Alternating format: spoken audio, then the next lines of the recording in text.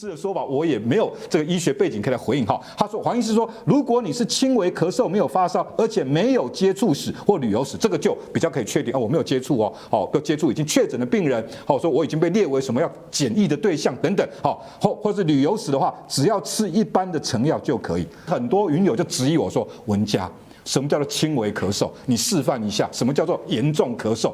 我真的被考倒了。黄医师这个建议听起来有几个逻辑前提，但是一般云友听了不飒飒。昨天有被轰了60几个留言了。OK， 来，这个黄医师，麻烦你就这部分给我们一个专科医师的回应。黄立明教授所提的，他是我们很尊敬的一个传染科的一个教授啦，所以有时候他讲的话就是我们奉为这个圣旨就对了哈。不过有时候这个媒体的一个采访常常是会情不自禁的顺了一些话，可能有一点点 OK， 稍微比较没有那么严谨了。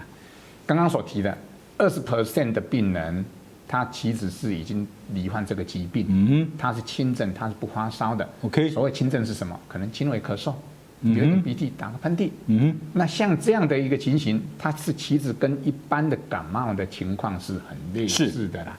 特别是刚刚讲没有发烧，又没有理由史，没有接触史。是。那像这样的情形，是不是在台湾我们医疗条件这么好的一个情况之下，每个人又有全民健保？